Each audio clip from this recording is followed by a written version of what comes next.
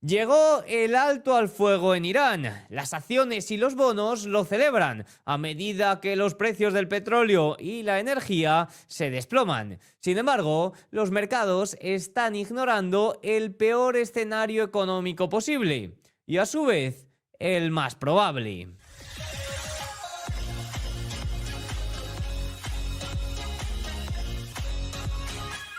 Muy buenas a todos y bienvenidos un día más al canal. Hoy es miércoles 8 de abril de 2026. Ha cerrado Wall Street hace escasos minutos y lo ha hecho con una gran fortaleza, incluso recuperando niveles clave. También han tenido gran fortaleza los bonos, prácticamente en toda la curva, aunque hablaremos de algunos detalles. Y evidentemente los precios del petróleo, pero de la energía en conjunto, se han desplomado. Sin embargo, en este vídeo vamos a hablar de los puntos que tiene este alto al fuego y también de un escenario que en este caso los mercados están ignorando y que a mí me parece el más preocupante y a la vez el más probable. También vamos a hablar un poco de los niveles importantes de esa recuperación, evidentemente, y de qué podemos esperar a futuro para las próximas sesiones y semanas. Así que bueno, no me entretengo más, vamos a analizarlo todo al detalle, pero antes, por favor, si me estás viendo desde YouTube, te agradezco mucho que te suscribas si no lo estás y el contenido te interesa. Si activas notificaciones, también sabrás cuando subo un nuevo vídeo. Y si me estás viendo desde Spotify, también te agradezco que sigas al canal y que lo apoyes con 5 estrellas. De esa forma, este contenido puede llegar a más gente. Así que nada, dicho esto, vamos con el vídeo. Vamos a empezar volviendo un poco a lo que ocurrió o a lo que comunicaba por aquí el día 11 de marzo. Ese día publicaba un vídeo y publicaba también un informe relacionado con el peor escenario económico posible. Y en este informe, sobre todo, hacía referencia al paso a través del estrecho Hormuz.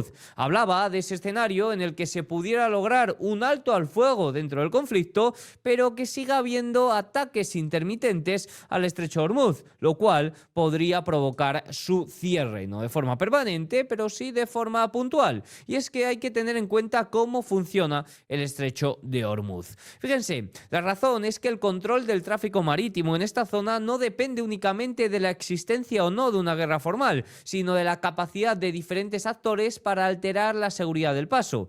Irán o facciones que operen dentro o fuera de su control directo podrían seguir utilizando medios de bajo coste como drones, minas navales o ataques puntuales a petroleros para generar incertidumbre y disrupciones en la navegación. En este caso, las aseguradoras subirían los precios o incluso serían los propios tripulantes de estos buques los que decidan no pasar porque podría correr peligro su vida. El estrecho es especialmente vulnerable por su geografía. Se trata de un corredor muy estrecho en el que transita una parte significativa del petróleo mundial, lo que significa que no es necesario bloquearlo completamente para generar efectos en el mercado energético. Basta con incidentes aislados o amenazas creíbles para provocar retrasos, encarecer los seguros marítimos o disuadir a algunos operadores de cruzar la zona, reduciendo así el flujo de efectivo de crudo. En este contexto, el riesgo más relevante no sería un cierre permanente del estrecho, sino una situación de inestabilidad recurrente. Incluso tras un alto al fuego, ataques esporádicos o sabotajes podrían prolongarse durante meses o años, generando episodios periódicos de tensión en el mercado energético. Este tipo de dinámica ya se ha visto en el pasado en el Golfo Pérsico, donde la amenaza a los petroleros no desapareció inmediatamente después de los conflictos abiertos. Por ello, el estrecho Hormuz podría convertirse en un punto de fricción estructural incluso después del fin de la guerra, y este podría convertirse en uno de los peores escenarios económicos posibles de este conflicto. Y esto, que es del 11 de marzo, lo traemos hoy, a nuestros días, día 8 de abril de 2026. Hoy se ha confirmado el alto al fuego. Fíjense, el presidente de Estados Unidos, Trump, anunció que suspenderá los bombardeos sobre Irán durante 2 semanas, condicionado a que Irán reabra el estrecho Hormuz, y señaló que se trataría de un alto al fuego bilateral. Irán afirma que ha forzado a Estados Unidos a aceptar su plan de 10 puntos, que incluye los siguientes términos: compromiso de no agresión, control de Irán sobre el estrecho Hormuz, aceptación de enriquecimiento de uranio por parte de Irán, eliminación de todas las sanciones primarias, eliminación de todas las sanciones secundarias, fin de todas las resoluciones del Consejo de Seguridad de la ONU, fin de todas las resoluciones de la Junta de Gobernantes, pago de compensaciones a Irán, retirada a las fuerzas de combate de Estados Unidos de la región y cese de la guerra en todos los frentes, incluido el Líbano. Claro, Donald Trump afirma que este es un plan, o los medios afirman que este es el plan base viable sobre el que se puede trazar la paz en las negociaciones de los próximos días. Sinceramente, a mí esto, si ha aceptado Donald Trump esto, no entiendo por qué ha iniciado el conflicto, porque va a acabar prácticamente en una situación peor de la que lo empezó. No tiene ningún sentido en base a los objetivos que tenía o que nos dicen que tenía Estados Unidos en este conflicto. Irán también ha aceptado la propuesta de alto al fuego de 2 semanas. También indicó que las negociaciones con Estados Unidos se celebrarán para cerrar los detalles y que comenzarán el próximo viernes 10 de abril y podrían extenderse si ambas partes están de acuerdo. Como ven, ya simplemente el mero hecho de que haya un alto al fuego de 2 semanas genera gran incertidumbre sobre ese plan base viable de 10 puntos. Evidentemente, Estados Unidos no está muy de acuerdo con ese plan base viable que ha compartido Irán. ¿Qué será lo que habrán acordado finalmente? Porque evidentemente ambas regiones tienen que hacer ver cómo que han ganado este conflicto. Genial, esto ha hecho que las acciones y los bonos subieran, aunque sí que es cierto que los bonos a última hora, especialmente el rendimiento del bono americano a 10 años, ha repuntado, a la vez que el precio ha corregido, pero esto se debe a una subasta bastante fea de deuda americana a 10 años. Lo que ha ayudado también ha sido la caída del petróleo. Fíjense, porque la caída del petróleo no ha sido muy normal. Se ha desplomado al nivel más bajo o ha tenido la mayor caída desde la pandemia. Fíjense, aquí nos vamos al año 2020 y sin contar la caída que tuvo en la pandemia, fíjense que tenemos que remontarnos a 1991 para ver una caída intradiaria mayor en el petróleo americano, en el petróleo West Texas. Pero bueno, esto sí que es cierto que es un punto muy positivo. Todos quedamos contentos, ¿no?, con este alto al fuego. ¿O no? O quizás hay más detrás de esta noticia. Fíjense, el peor escenario posible con el que he introducido este vídeo ni mucho menos ha desaparecido. El ministro de Asuntos Exteriores iraní, en un comunicado publicado por el mismo Trump, es decir, en este comunicado que tenemos aquí, que ha compartido Trump en su red social, es cierto que dice que durante un periodo de 2 semanas será posible el paso seguro por el estrecho de Hormuz, pero mediante coordinación con las Fuerzas Armadas iraníes. Es decir, Estados Unidos no está controlando el estrecho en este momento. La situación no es tan sencilla como que se abre el estrecho, como anunciar que se abre el estrecho y ya está. Sobre el papel hay un alto al fuego de 2 semanas y una supuesta reapertura del estrecho de Hormuz, pero en la práctica nadie tiene claro cuáles son exactamente las condiciones. Mientras Trump habla de una apertura completa e inmediata, Irán matiza que el paso será posible, pero coordinado con sus Fuerzas Armadas y sujeto a ciertas limitaciones. Eso, traducido al mercado, significa que no hay un marco operativo claro sobre cómo van a pasar los buques a través del estrecho. Hay que tener en cuenta que a Irán no le interesa abrir completamente el estrecho. Controlarlo le da poder geopolítico y además le permite presionar un punto débil que ha encontrado dentro de Donald Trump o de su administración, que es el mercado energético y el alza de los precios. Recuerdo una frase que dijo ayer Donald Trump y es que decía: quiero hacerme con el petróleo de Irán, pero probablemente los estadounidenses no lo entiendan. ¿Cómo lo van a entender con el alza de los precios de la gasolina, con el alza de las tasas hipotecarias, con el alza de los precios del diésel, que se terminará trasladando a la cadena de suministro y por ende pagarán los consumidores? Evidentemente, todo tiene un límite y en este caso parece que los iraníes lo han encontrado. Por eso, lo más probable es que se permita el paso de forma selectiva bajo sus propias condiciones y no una reapertura total y libre como está descontando parte del mercado. Aunque hay más de 800 barcos atrapados, muchos cargados de petróleo y gas natural licuado, eso no significa que vayan a salir en masa y que ya mañana pasen esos 800 barcos. El problema ya no es solo político, o en este caso geopolítico, sino que se convierte también en un problema operativo. Las aseguradoras no tienen visibilidad suficiente de si los iraníes van a volver a atacar. Las tripulaciones no se sienten seguras y ya hemos visto intentos de cruce que han terminado en retiradas en el último momento. Nadie quiere arriesgar un petrolero entero sin garantías reales de seguridad.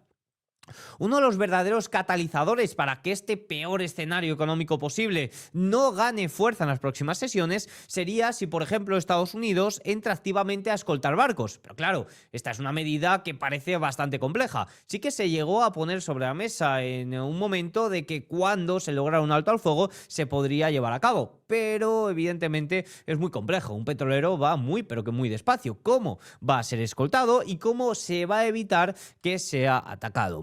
Si eso ocurre, el flujo podría reactivarse de forma más sólida porque el riesgo percibido bajaría de verdad. Si no, lo que vamos a ver es una reapertura muy gradual, limitada y probablemente restringida a ciertos buques o países. Algo que ya estamos observando. Fíjense, actualmente en este alto al fuego hay muchas contradicciones, pero hay una confusión que está ganando mucha fuerza, y es sobre si el acuerdo de alto al fuego entre Pakistán e Irán, o entre Israel, Estados Unidos, Pakistán e Irán, se extiende al Líbano. Pakistán afirma que sí, Irán también, mientras que Estados Unidos e Israel lo están negando. Teherán parece estar dispuesto a ejercer presión, es decir, Irán parece que estar dispuesto a ejercer esa presión de que el Líbano también debe de dejar de ser atacado. La agencia de noticias iraní informa que los petroleros que transitaban por el estrecho de Hormuz fueron interceptados tras la violación de alto al fuego por parte de Israel. Claro, Israel ha atacado el Líbano, lo cual ha sido interpretado por Irán como una ruptura del alto al fuego.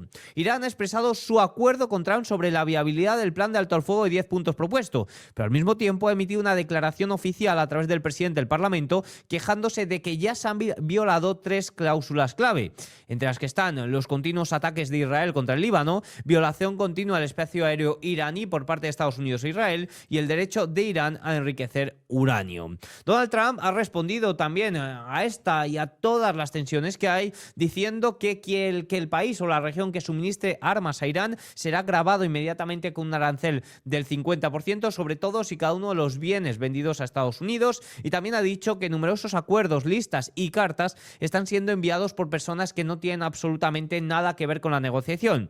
En muchos casos son estafadores, charlatanes y cosas peores. Serán rápidamente expuestos una vez que nuestra investigación federal concluya. Solo hay un grupo de puntos significativos que son aceptables para Estados Unidos y los discutiremos a puerta cerrada durante estas negociaciones. Estos son los puntos que constituyen la base sobre la cual acordamos un alto al fuego. Es algo razonable y fácilmente descartable. Es muy parecido a lo que hizo CNN anoche, publicando en su titular a una fuente que no tenía poder ni autoridad para escribir una carta atribuyéndose gran autoridad. Básicamente nos viene a decir que los puntos que ha aceptado no son los que ha publicado Irán, o al menos no son todos ellos, y que se discutirá a puerta cerrada.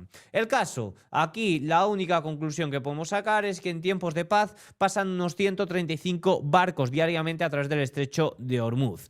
El peor escenario es que durante estas 2 semanas, estos 14 días, pues la incertidumbre sea mayor, siga aumentando y los barcos tengan demasiado miedo a cruzar, ya sea porque las aseguradoras suben los precios o porque los propios tripulantes no se están atreviendo. Fíjense, porque el Wall Street Journal publicaba hace escasos minutos que Irán ha informado a los mediadores que limitará el número de barcos que cruzan el estrecho de Hormuz alrededor de 12 por día e impondrá peajes bajo el alto al fuego. Se dice que incluso pueden cobrar en criptomonedas. También se hablaba de yuanes. Bueno, evidentemente que pasen 12 buques por día está muy lejos de los 135 barcos que pasaban diariamente. Según datos, también los buques que están apartados, esos 800 buques que están listos para pasar, son 426 buques cisterna que transportan petróleo crudo y combustibles limpios, 36 buques para el transporte de gas licuado de petróleo y 19 para el transporte de gas natural licuado. El resto está dedicado a mercancías agrícolas, metálicos o contenedores. Pero evidentemente estos barcos no van a pasar ya mañana. Incluso corre el riesgo, como ha informado Wall Street Journal, de que solo pasen 12 buques al día. Evidentemente esto lo convierte en el peor escenario económico posible. Y sí, los mercados en este momento no lo están descontando. Por tanto, a medida que aumente la incertidumbre sobre esto, probablemente los mercados se empiecen a ver afectados. ¿Y cómo han reaccionado los mercados? ¿Cuáles son los niveles que debemos observar a partir de ahora? Bueno, pues fíjense, porque un movimiento muy, pero que muy parecido al del año 2026. Es cierto que la caída de 2026 fue más larga y fue incluso más acentuada, aunque de forma continuada. Sí que es cierto que en esta ocasión ha habido 5 semanas consecutivas a la baja para el S&P, el principal índice americano, cuando es algo que no veíamos desde 2022. La caída en abril de 2025 fue sólida, incluso inició en febrero, pero hubo alguna sesión o alguna semana más positiva entre medias. Pero bueno, que parece que es abril un poco ese mes en el que la administración Trump se pone el límite para que pase todo lo malo del año y a partir de ahí que todo vaya excelente. Veremos a ver si en esta ocasión también es así. El caso es que las bolsas mundiales, lideradas por Asia y también por Europa, han experimentado grandes repuntes. De hecho, el Eurostoxx 50 europeo ha tenido su mayor repunte en 4 años. Algo que he tratado de dejar claro durante estas semanas es que en el momento que esto ocurriera, que ocurriera un alto al fuego, los índices, sectores, regiones que mejor comportamiento iban a tener son los que mejor comportamiento estaban teniendo durante el año 2026 hasta antes del conflicto. Curiosamente, estas industrias, sectores y regiones han sido los más afectados por el tema del conflicto, y en este caso me refiero a regiones como la asiática, regiones como también la europea, o sectores e industrias como por ejemplo los semis, que sí que es cierto que estaban teniendo un fantástico comportamiento, se vieron afectados por el tema del conflicto, a diferencia por ejemplo del software, que tuvo repunte, pero que ahora en estas sesiones de alto al fuego estamos viendo la mayor fortaleza por este lado. Los mercados parecen menos preocupados por los detalles del acuerdo y las limitaciones logísticas de una reapertura de solo 2 semanas, y han reaccionado principalmente a un cambio de sentimiento. La próxima ronda de negociaciones está prevista para el viernes en Pakistán. Los inversores están satisfechos de ver cualquier avance en este punto y confían en que este sea el inicio de una resolución definitiva del conflicto. Hay que tener en cuenta que los mercados actúan con descuento y evidentemente los mercados van a ignorar completamente que los buques no estén pasando a pleno rendimiento a través del estrecho, porque están descontando que eso va a ocurrir. Luego, si realmente no ocurre o si la incertidumbre va aumentando, pues evidentemente van a tener que descontar lo contrario. Históricamente, abril marca un punto de inflexión en el comportamiento de los inversores y ya estamos viendo los indicios de ese cambio, igual que lo vimos también a mediados de abril el año 2025. Los flujos ayudan y el capital se está desplazando hacia catalizadores con visión de futuro, como los resultados del segundo trimestre y una posible reactivación de las salidas a bolsa.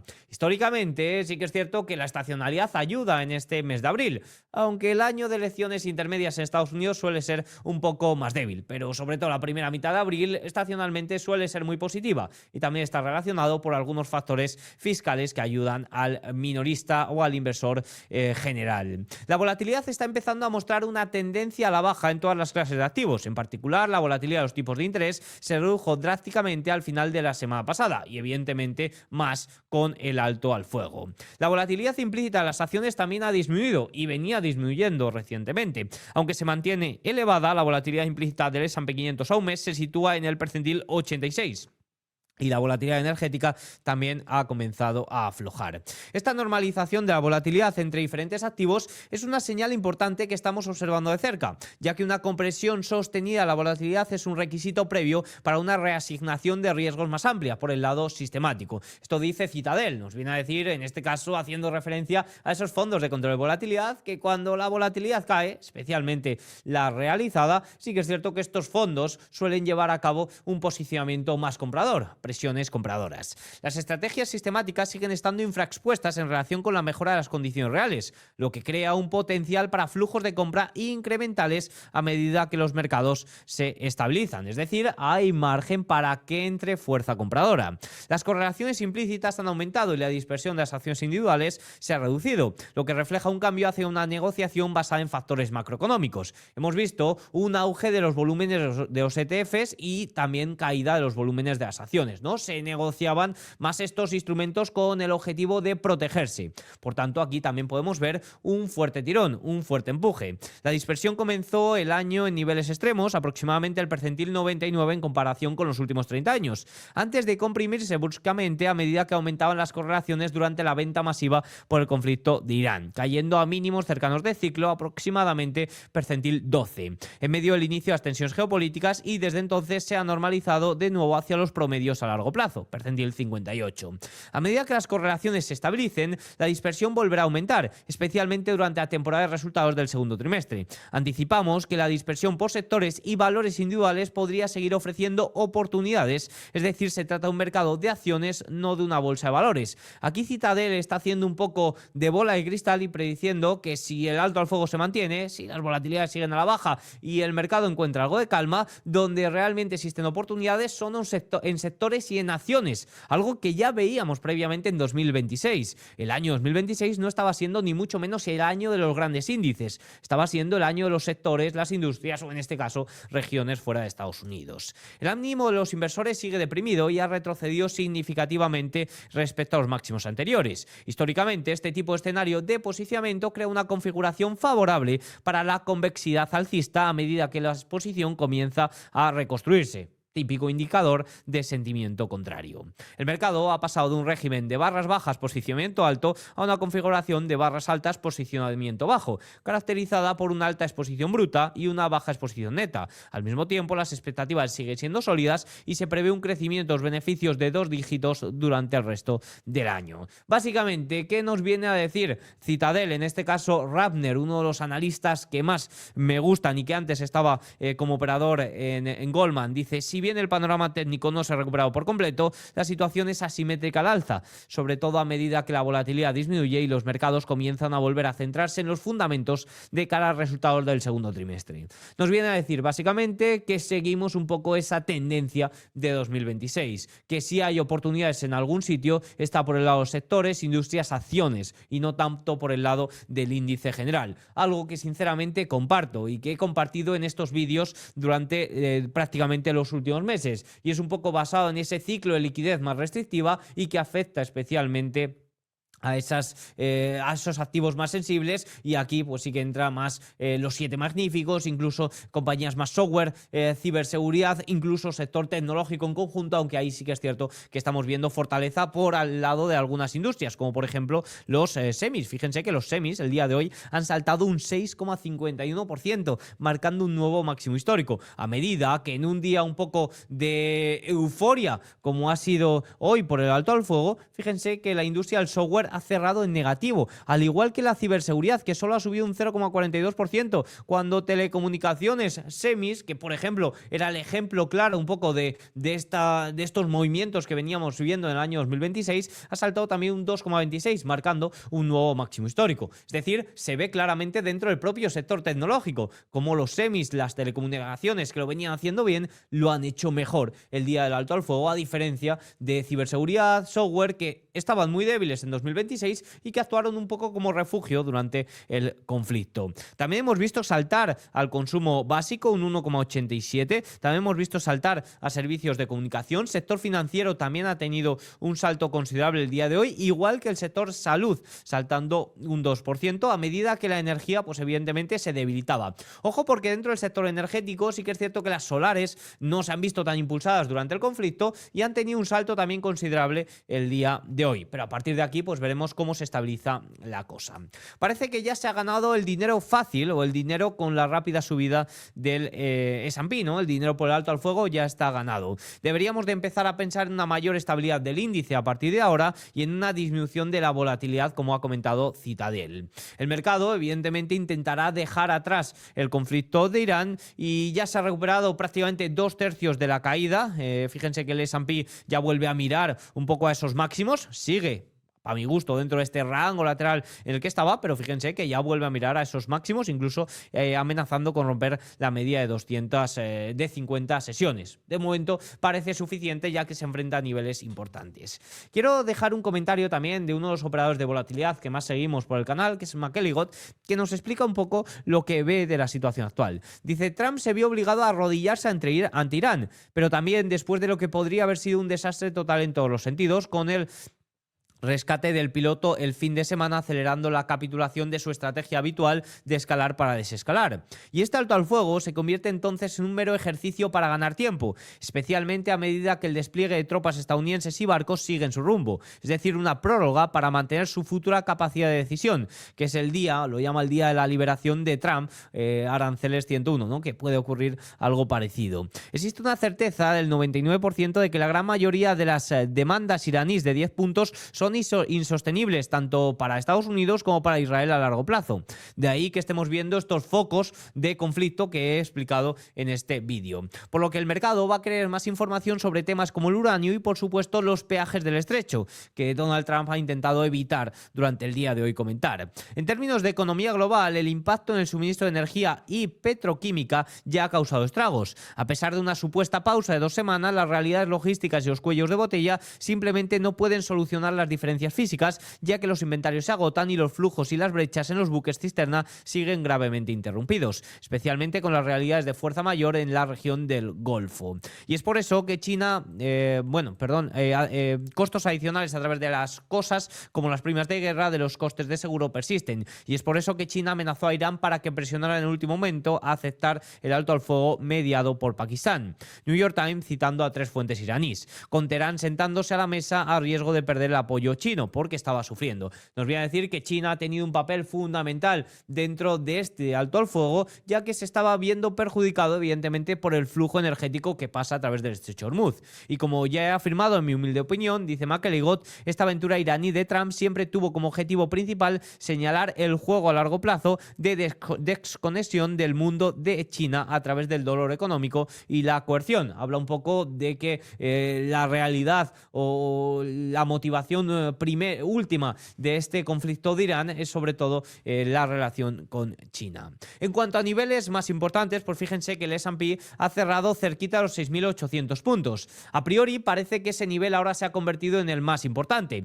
Ya se han recuperado los niveles clave, ya estamos por encima de los 6.600 dentro del S&P, lo cual ofrece mayor amortiguación. Y ahora nos encontramos ante una resistencia importantísima que va a costar mucho recuperar por el lado de los índices, pero que ojalá se logre pronto. Fíjense, Spot Gamma dice que este movimiento ha empujado al S&P cerca de los 6.800, que es una zona de gamma positiva gruesa de 10.000 millones de dólares, un percentil 85, es decir, es un nivel de soporte muy pero que muy importante. El amigo JJ Montoya decía algo parecido. Desde el punto de vista de posicionamiento, el mapa de gamma muestra una concentración relevante en los 6.800 de gamma positiva, lo que podría actuar como resistencia a corto plazo al tiempo que favorece a una dinámica de subidas más ordenadas. El mercado entra así en una fase de impulso y tono claramente eufórico, con el S&P aproximándose a máximos y abriendo significativamente por encima de la media de 200.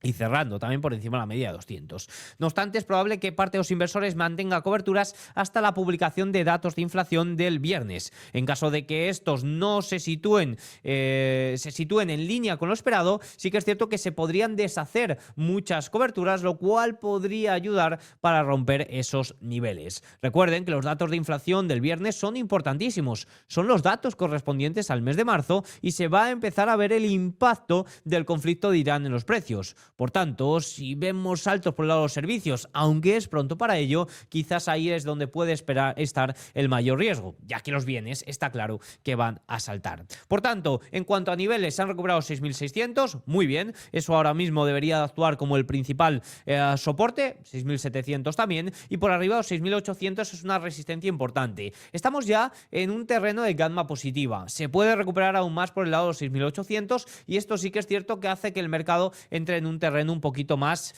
positivo. En cuanto a dinámicas más de mercado, pues el mayor rebote, el mayor impulso lo hemos visto, como anticipábamos estas últimas semanas, en los sectores, industrias, regiones que mejor comportamiento estaban teniendo durante el año 2026. Por ejemplo, Europa, DAX 5% arriba, justo ante media 200. Stock 600 también subida 3,88%. Eurostoxx 50 también fuerte subida. CAC 40 francés fuerte subida también. IBEX casi 4%. 6%. Por el lado asiático también, fíjense, el Kospi saltando un 6%, Nikkei también saltando un 5%, incluso el Nifty indio saltando un 3,78% después de que fuera uno de los índices más afectados. Y sí que es cierto que por el lado de los bonos, fíjense el TLT que ha tenido una subida considerable, pero ha ido de más a menos. ¿Por qué? Porque ha habido una subasta muy mala de deuda americana a largo plazo. Aún así sí que es cierto que el salto es considerable. ¿Qué es lo que hay que estar pendiente a partir de ahora? Bueno, pues se han recuperado niveles, estamos a punto incluso de romper